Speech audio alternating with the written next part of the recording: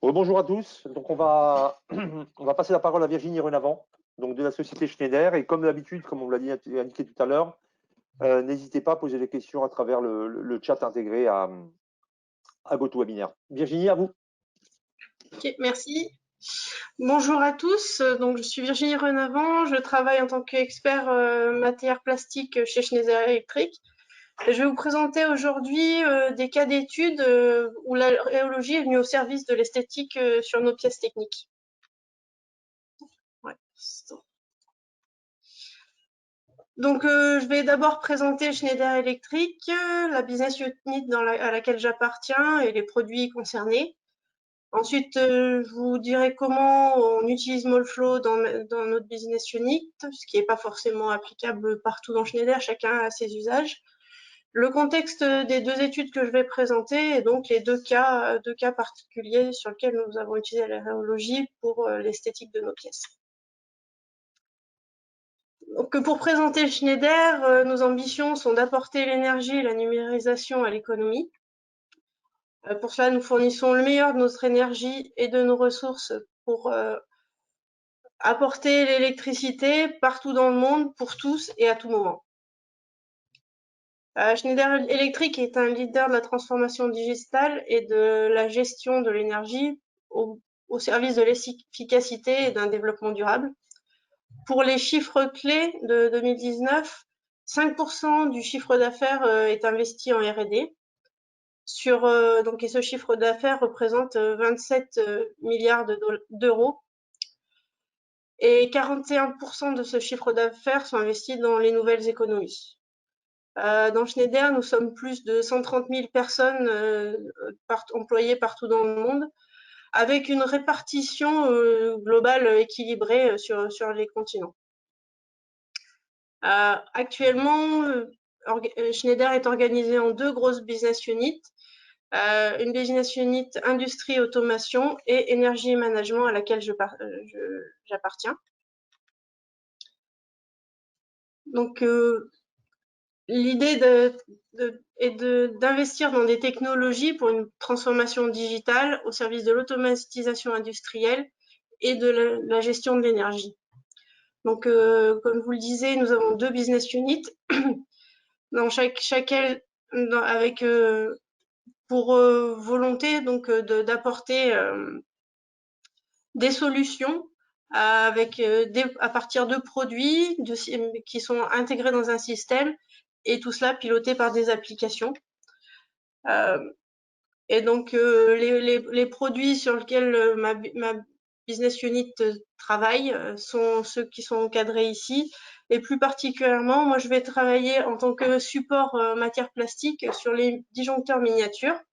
J'appartiens à un service de recherche et développement, et donc j'apporte le support de matière plastique aux gestions techniques sur des produits actuellement commercialisés et aux designers pour des nouveaux produits. Donc, c'est de la sélection de matière, de la résolution de problèmes en phase d'industrialisation et donc et de la rhéologie. Et je suis sur ce poste depuis 2010. Pour moi, la rhéologie représente en moyenne un mois de travail par an. Donc, ce n'est pas la majeure partie de mes missions.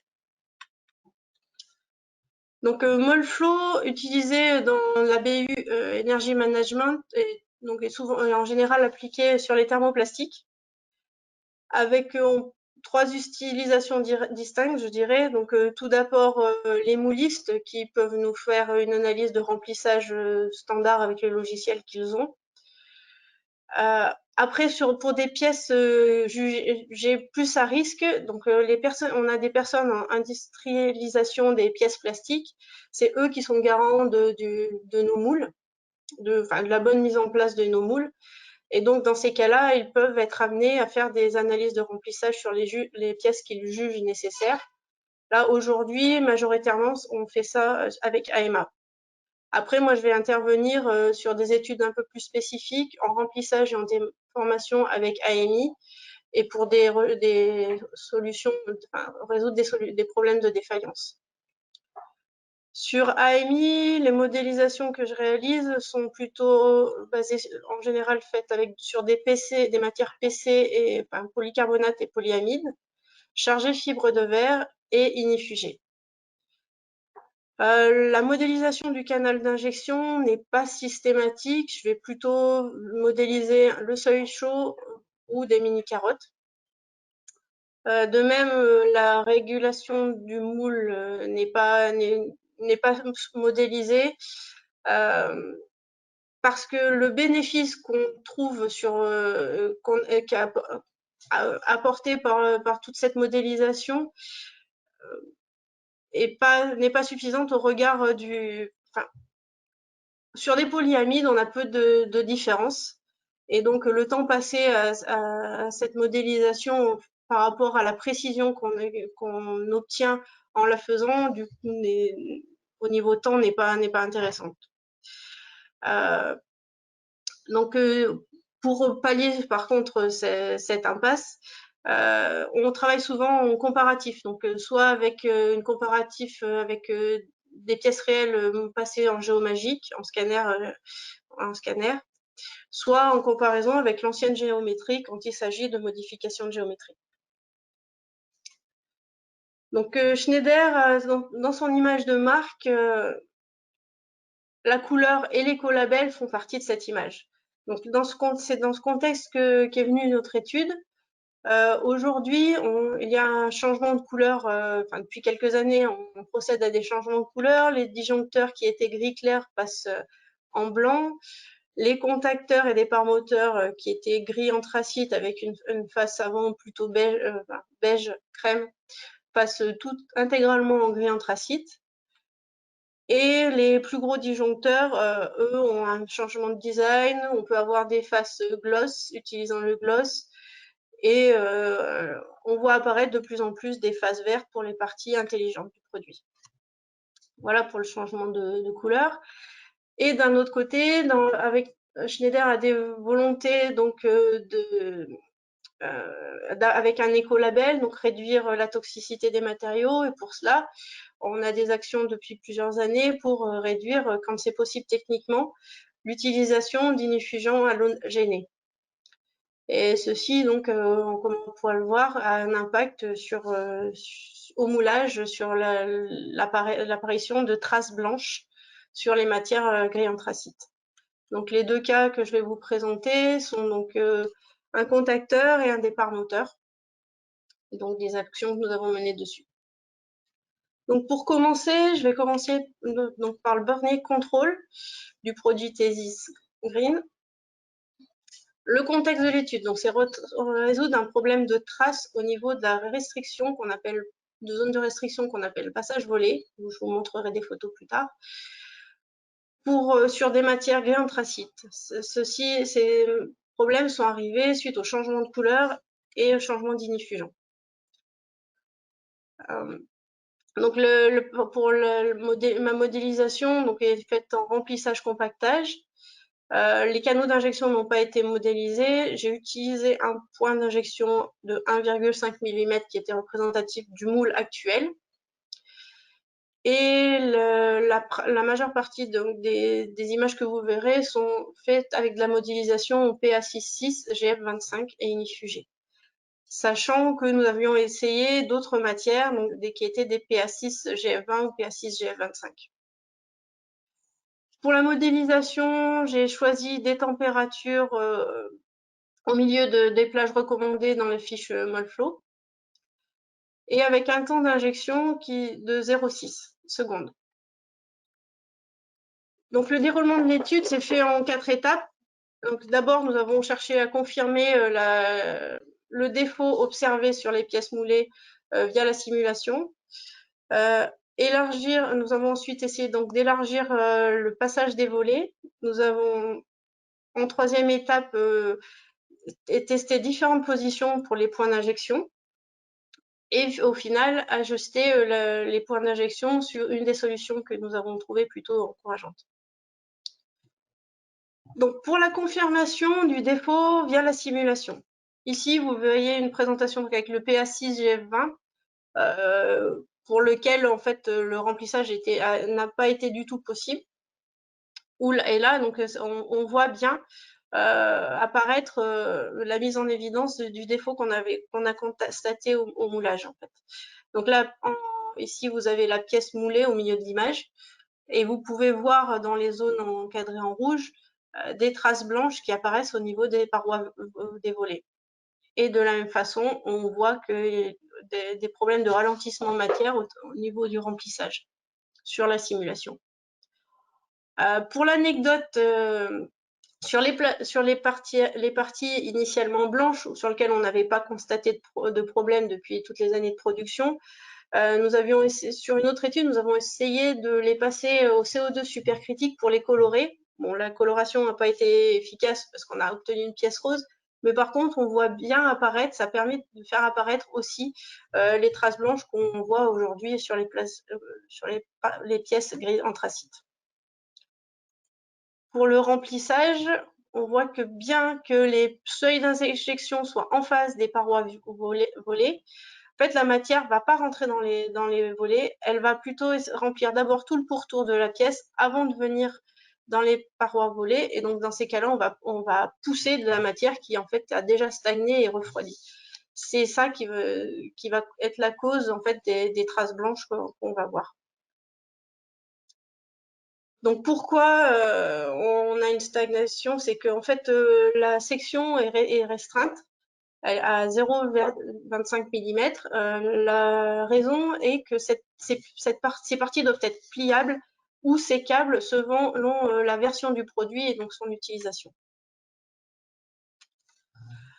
Donc nous avons regardé pour élargir les épaisseurs de ces passages volés. Donc nous avons 0,25 comme la pièce initiale, 0,35, 0,45 et 0,55 mm. Donc on voit que, donc si vous regardez le temps, je ne sais pas, c'est peut-être trop petit, mais donc si vous regardez le temps d'injection de la simulation, on est au-delà des 0,6 demandés à 10% près. Donc c'est un phénomène qui est souvent observé quand le logiciel a du mal à respecter la consigne parce qu'on a des problèmes dus à des difficultés de remplissage. Donc en élargissant la paroi à 0,35 ou même à 0,55, on voit qu'il y a une légère amélioration, mais ce qui n'est pas très significatif de respect de la consigne au niveau de l'injection. Donc l'élargissement du passage volé peut améliorer, mais c'est pas quelque chose de très très probant aujourd'hui sur le remplissage. Donc après, quand on regarde sur la pression de commutation, on voit malgré tout que l'élargissement dès les 35 mm permet de réduire la pression de 50%, ce qui est plutôt quelque chose d'encourageant. D'autant plus que à 0,45 et 0,55, après discussion avec le design, c'était très probable, mais donc du coup, c'est pas des solutions envisageables pour les fonctions sécables et pliables. Mais bon, l'idée était de voir si en élargissant, on avait déjà quelque chose, on améliorait notre remplissage. Quand on regarde en température, donc on vient voir en fait, on voit l'explication de pourquoi ces traces blanches et la stagnation de matière. Donc là sur le zoom, vous pouvez voir ici que en fait la matière, le passage très restreint en fait crée une zone refroidie et donc c'est de la matière en fait quand on va arriver, on va pousser de la matière refroidie. En passant à 0,35, on peut voir qu'il y a une petite proportion de gaine chaude qui est là et donc qui favorise le remplissage de cette partie-là. Donc, au vu des résultats précédents, je vais revenir. Donc, l'élargissement apporte une solution, mais qui ne semble pas non plus si certaine que ça. Donc, on a essayé de modifier les points d'injection. Donc, on a essayé une dizaine de configurations. Une a été retenue, la configuration E, que nous allons voir par la suite. Donc pour la modification des points d'injection, vous avez en haut les simulations avec les points du moule ancien, avec des épaisseurs de 0,25 et 0,35. Les épaisseurs 0,45 et 0,55 ont été annulées vu qu'elles ne sont pas applicables. Et en bas, vous avez donc la nouvelle proposition du point d'injection où nous avons positionné nos points d'injection au milieu des faces avec l'objectif de remplir d'abord le pourtour et pour que quand la matière arrive pour remplir les volets, en fait, elle arrive encore chaude et puisse être poussée plus facilement. Donc quand on regarde le temps d'injection pour les pièces, là ici la simulation elle est plus proche, elle s'approche plus de notre consigne. Et le remplissage sans plow motion, donc c'est plutôt encourageant. Ce résultat d'étude est plutôt encourageant.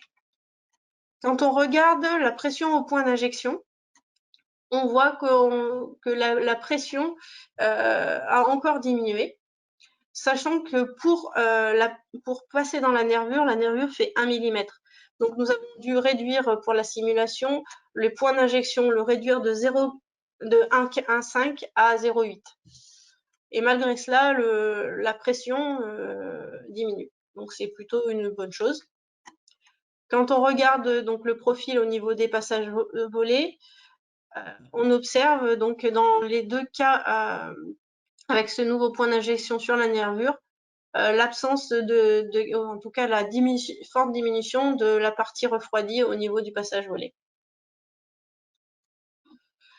La solution, donc sur nervure n'étant pas industrielle pour des causes de vieillissement de moule, des risques de bavure et d'arrachage ou décarottage, nous avons donc en dernière étape essayé de trouver un mode d'injection qui soit équivalent à celui qu'on avait fait pour la nervure.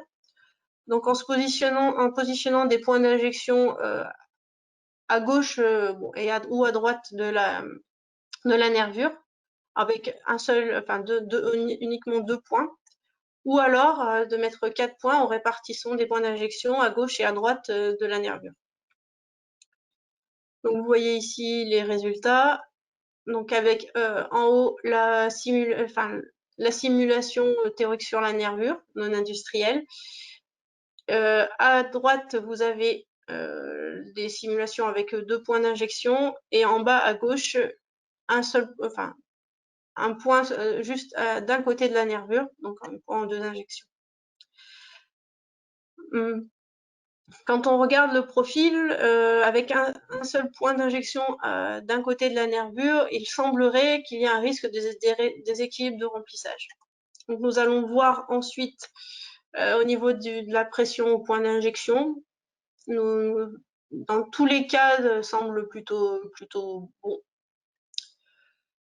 Par contre, si on regarde le profil en température, on voit ici que sur le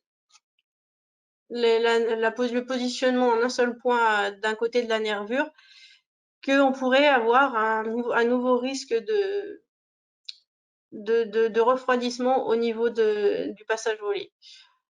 Donc, ça sera pas une solution que l'on retiendra. Donc, pour conclure, sur le bornier contact Thésis, l'étude permet de préconiser une solution qui résout la stagnation et le refroidissement de matière responsable des traces blanches. Donc, un changement de point d'injection est nécessaire. Il faut retenir 4 points d'injection qui peuvent être répartis entre 2 et 5 mm de part et d'autre de chacune des nervures. L'augmentation de la section du passage volé à 0,35 n'a pas été mise en place dans un premier temps parce qu'on a vu qu'entre 0,25 et 0,35 avec ces nouveaux points d'injection, les résultats étaient très similaires. Et donc l'idée étant que si au moulage on avait toujours des problèmes de traces, on élargirait alors, on modifierait le moule dans ce sens et ça n'a pas été nécessaire. Aujourd'hui, on est resté à 0,25 avec 4 points d'injection. Le deuxième cas concerne le capot du produit GV2. Donc ici, de même, l'objectif est de résoudre ou de diminuer la problématique de traces blanches sur les faces latérales du capot, avec un seuil d'injection à un 5 mm, et là la matière est un PBT GF25, toujours inifugé. Et le temps d'injection est de 1 seconde. Là, l'idée va être de lancer, comme nous allons le voir par la suite, le premier cas de référence étant un moule avec plutôt froid à 80 degrés, et ensuite d'essayer, donc basé sur la carte de moulage, et ensuite de lancer avec un moule plus chaud au maximum de la fenêtre indiquée, et en modifiant ensuite les températures d'injection. Donc voilà, donc en regardant la carte de moulage, on peut voir que les essais ont été lancés à 285 degrés, ce qui est au-delà de la température maximum préconisée. Et on sait sur nos matières d'expérience que surtout sur les matières à grès anthracite, que les températures élevées vont causer plus de dégradation de l'onifugence, qui est peut-être la cause des traces blanches. Donc, nous allons d'abord regarder la face latérale gauche, sur laquelle on a bien mis en évidence les défauts dus à une hésitation évidente de l'écoulement de la matière qui est refroidie avant la fin du remplissage. Donc ici, vous avez les 4 étapes de remplissage, et on peut voir que quand pour la simulation, le logiciel n'arrive pas à respecter les 1 seconde, qu'il y a de l'hésitation, donc avant les 9 secondes, on voit la matière qui est bloquée, là, un front matière complètement bloqué, qui va peu évoluer pour finalement se remplir en fin de remplissage et rejoindre le front matière bloqué. Donc ça, c'était la simulation basée sur les températures données dans la carte de moulage, avec un moule à 80 degrés. Donc, par la suite, nous allons donc comparer la simulation avec le moule à 80 degrés avec des simulations où le moule est passé à 130 degrés. Et nous allons ensuite faire varier la température d'injection matière, donc de 270 à 250. Cela semble bien réduire le phénomène d'hésitation. Les profils sont similaires, quelles que soient les températures d'injection. En regardant la fraction de matière froide, donc là, quand on a un moule à 80 degrés, la zone de matière refroidie est évidente et très importante. Quand on va mouler dans un moule plus chaud, on réduit fortement cette zone de matière froide. Donc la solution de moule chaud est la solution à retenir.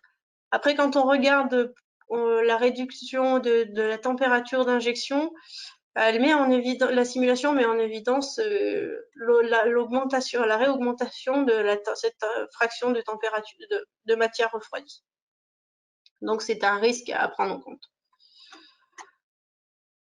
En observant la température au front matière, donc on voit que selon la température de la carte donnée par la carte de moulage, on a effectivement en fait au front matière de la matière déjà qui atteint déjà la température de transition en arrivant dans la pièce, en arrivant sur cette zone-là. Donc, et c'est un phénomène qui est résolu en montant la température de 130 degrés. Par contre, le phénomène, quand on descend la température d'injection, c'est un phénomène qui commence à réapparaître. Donc, les solutions 260-250 seront plutôt à proscrire. Nous avons voulu ensuite regarder, donc vérifier que sur l'autre face, qui avait aussi des défauts, nos préconisations pouvaient être applicables. Donc, quand on regarde, donc on voit la simulation montre aussi un ralentissement du front matière. Ici, on voit que petit à petit, les zones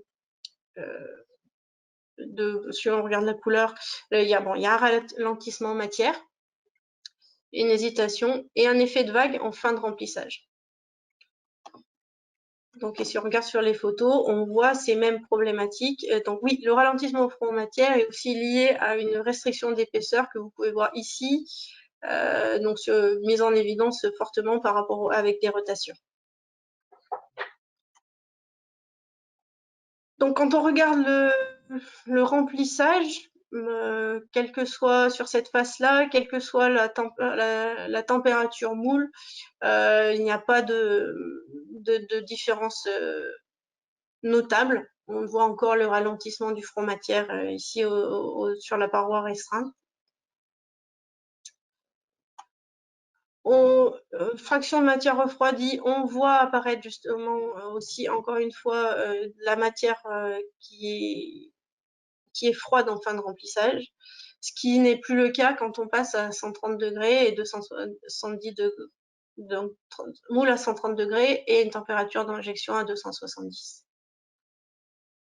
Cette fraction, la matière refroidie ou en tout cas plus froide pourrait apparaître légèrement avec des températures à 250, mais ça reste anecdotique. Quand on regarde la température au front d'injection matière,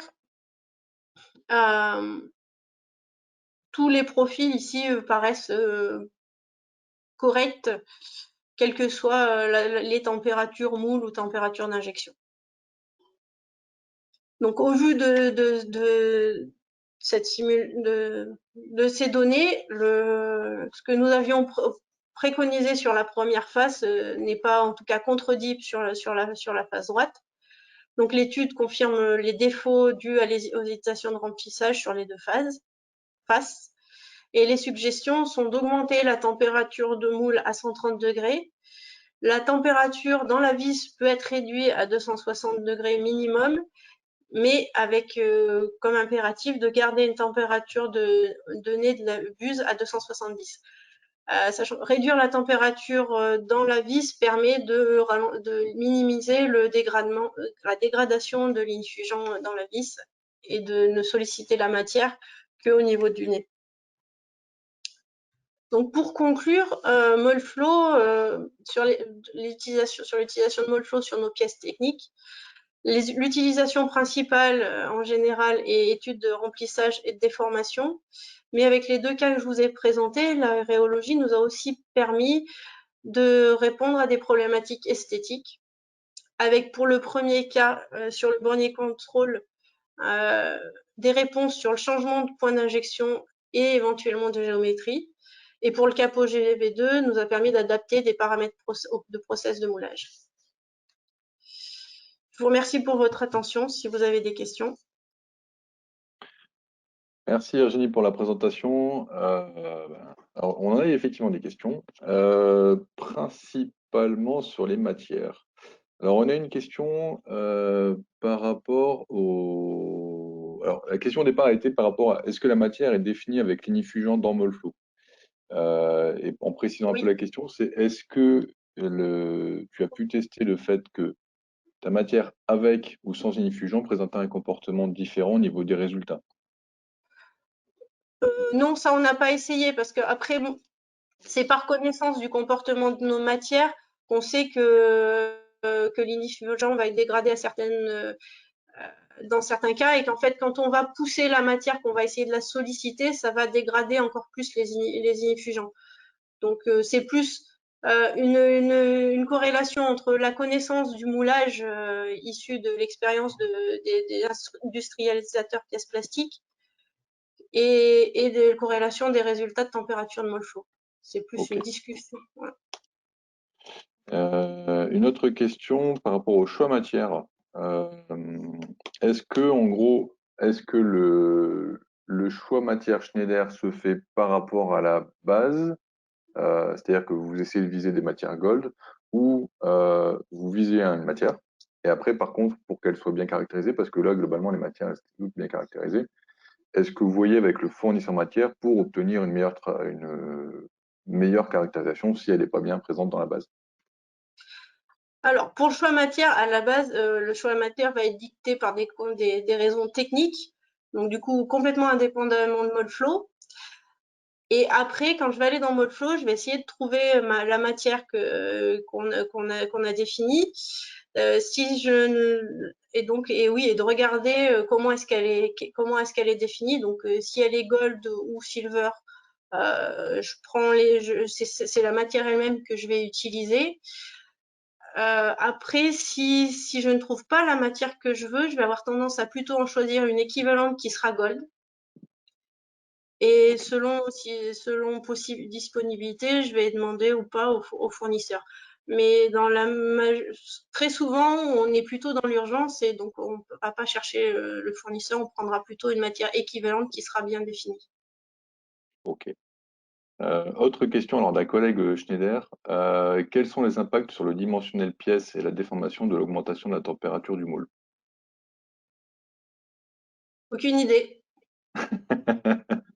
Ok. Parce que là, pour le coup, on n'a pas du tout regardé au niveau des formations. Et après, on reste dans les fiches, dans les préconisations de la fiche de moulage. Donc, normalement, aucune. Ok.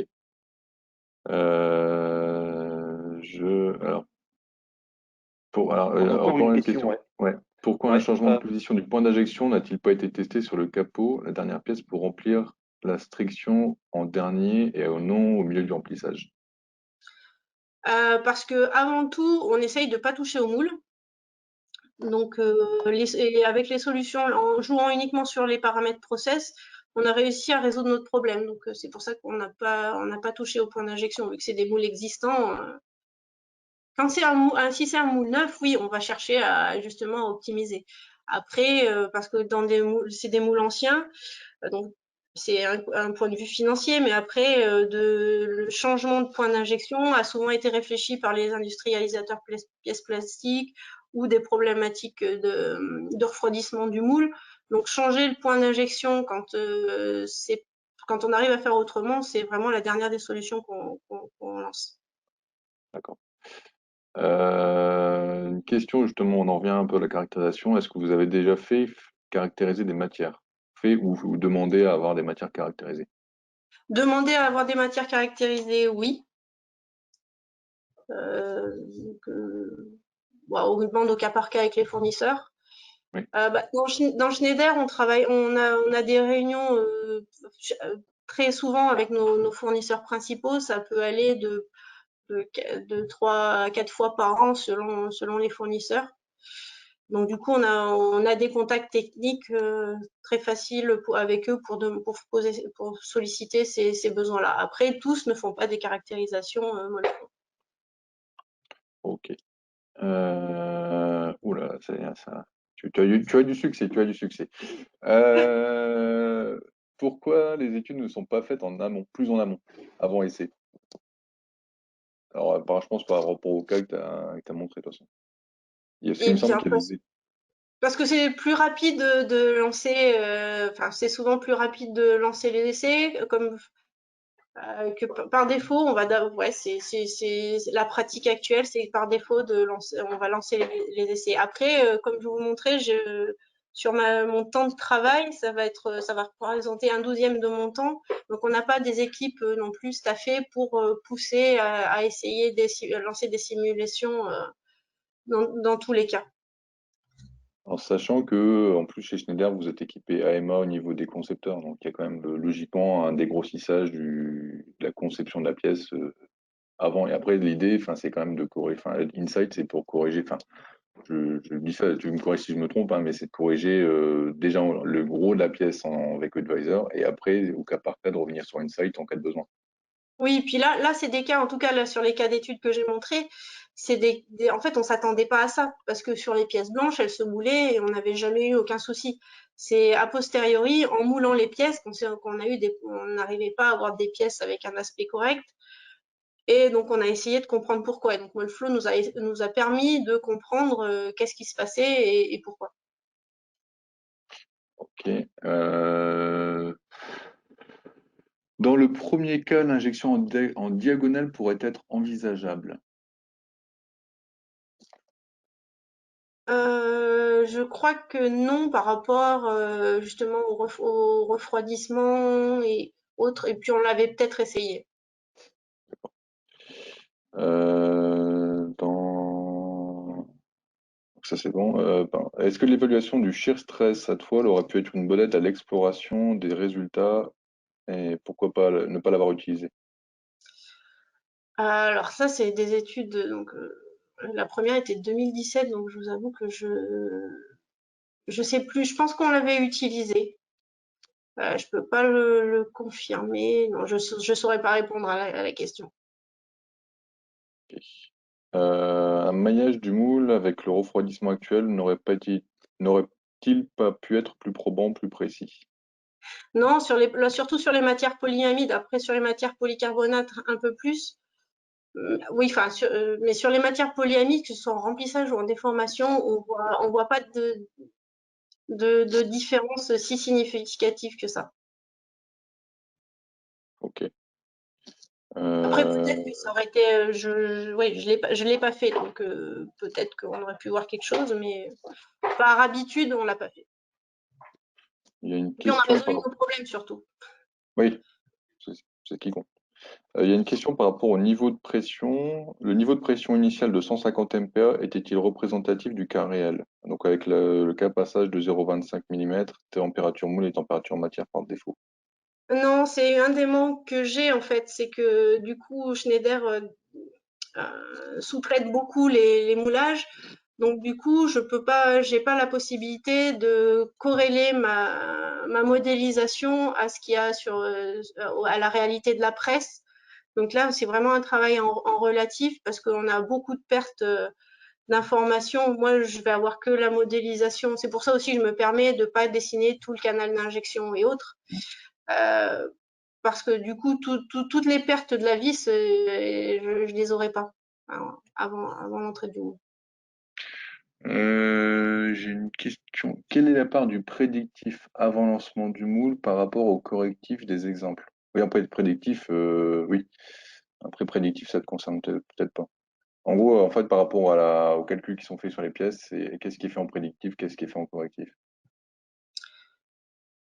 Ça, du coup, si ça serait plutôt mon collègue industrialisateur qui pourrait peut-être répondre. Mais voilà, je pense que c'est compliqué de lui donner la parole. Sébastien Euh, Noël. D'ailleurs, il a une question juste derrière. D'accord. Sébastien Noël. Attention, je vous débloque, monsieur Noël. Oui. Oui, quelle est la question, pardon? La part du prédictif par rapport au correctif. Oui, du coup, au niveau Indus, en fait, quasi tous les industrialisateurs pièces plastiques, en fait, sont formés sur AMA, en fait, utilisent AMA et certains AMI. Et du coup, enfin, par rapport à l'expérience sur des pièces déjà existantes, par rapport aux problématiques qui ont été rencontrées, ouais, en fait, on lance des simulations en amont, enfin, ouais, quasi systématiquement sur les pièces critiques et après, AMA aussi, je sais pas, peut-être 70-80% des pièces sont lancées avec AMA. Ok. Je pense que ça doit répondre à la question. On a une autre question. Est-ce qu'il y avait des différences rhéologiques entre la matière blanche et matière anthracite? Est-ce qu'en termes, par exemple, de viscosité ou de choses comme ça, il y avait des différences particulière, le fait d'ajouter ignifugent? Non, je pense pas si quand on prend la même matière, enfin la même référence, le même type de grade à la couleur près, on n'aura pas de différence. Par contre, le fait d'ajouter l'inifugent, oui, c'est probable. C'est pour ça qu'on avait fait les simulations avec différentes matières envisagées. Après, de toute façon, les marbrures blanches sur une matière claire, en fait, elles vont pas se voir, quoi, alors que sur une Voilà, ça matière voyait gris pas. foncé, en fait, elles vont ressortir, quoi. Ok. Très bien. Bah, merci beaucoup en tout cas, il y a eu beaucoup de questions. Merci à donc, vous. merci Merci à tout le monde. Merci Virginie, c'était effectivement très très intéressant. Donc il est 11h09, je propose qu'on reprenne, on lance la présentation de Franco avec les questions à 11h15 précises. Merci beaucoup, à tout de suite. Merci.